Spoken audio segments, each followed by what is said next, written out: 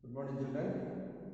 Yesterday we had a discussion about how the derivative is used for finding out the maxima and the minima of a function, or maximum value and the minimum value of a function, and that is by using the derivative, and we call that is a first derivative test for finding out the maxima and minima.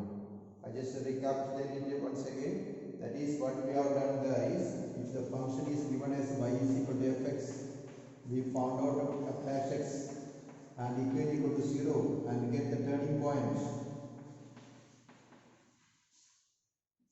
And after getting the turning point, we find out the left of turning point, f dash left of the turning point and f dash right of the turning point. F dash left and f dash right.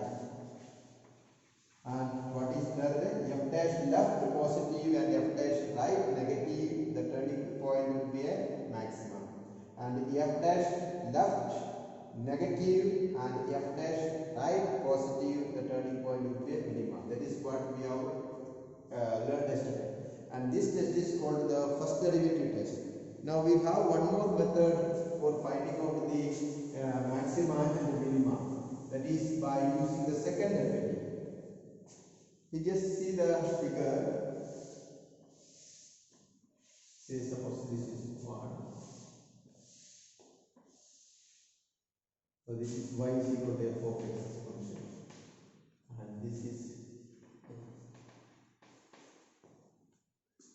from the figure it is understood that from the first one, the figure 1 say, it is understood that this is the highest point.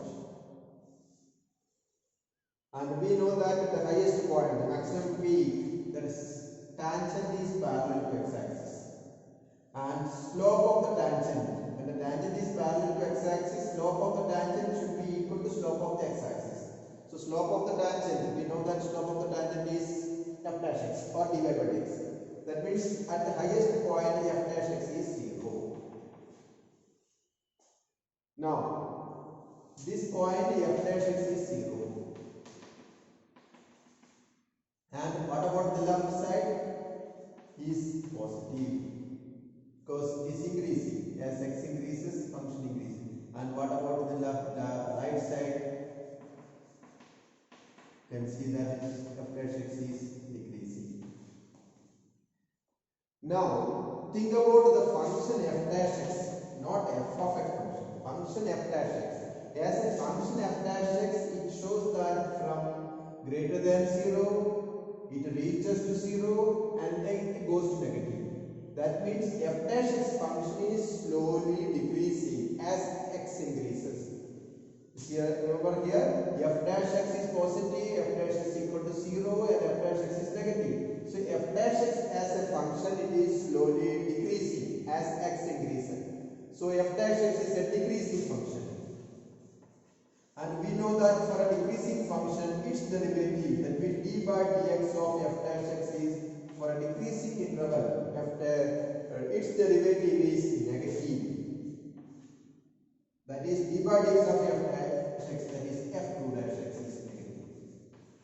So it shows that, the figure clearly shows that at the maximum point, f dash x is 0 and f2 dash x is less than 0. So these are the conditions which we use to find out the maxima, and that is, since we are using second derivative, we call it as second derivative test. So for the maxima point, remember, for the maximum point, f dash x is 0 and f double dash x is less than 0. Now you see this one. This is the minimum point. And you can see that f dash x at this point, because the slope of the tangent is parallel to x-axis. And you can see that it is decreasing. So this is f dash x is negative and it is increasing. You can see that f dash x is positive. So now when you think about a function f dash x, now f dash x as a function, when it comes from negative, it becomes 0 and it becomes positive. So f dash x function is now slowly increasing. So when f dash x is increasing function, its derivative, that means d by dx of f dash x should be positive. For an increasing interval, we know that its derivative is positive.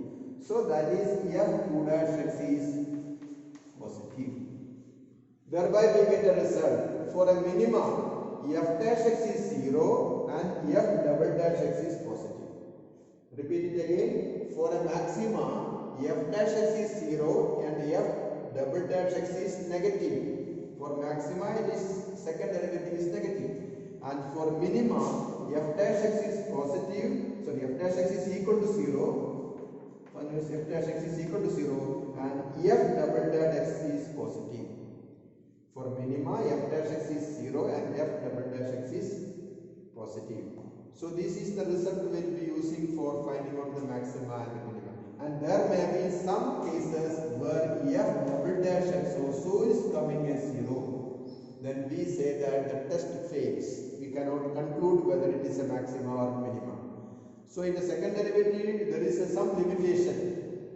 When the second derivative is taken, f double dash x is also coming as 0. We say the test fails and we should go back to the first derivative test and get the idea whether it is a maxima or a minima. So as a working rule for finding out this maxima and minima, the second derivative, by using the second derivative test, what are the things we have to follow is, first we have to find out f dash x, then find f dash x, then solve f dash x is equal to 0 and get turning point. So first we will have to find the f dash x and then solve f dash x is equal to 0 and get the turning point. And the third one is find f double dash x at this turning point. I will write one more step here. Find f double dash x, and the fourth step is find f double dash x at the turning point.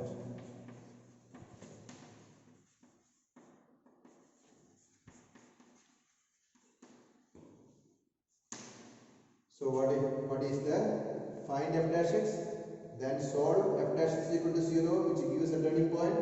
Find f2 dash x and then f2 dash x at the turning point.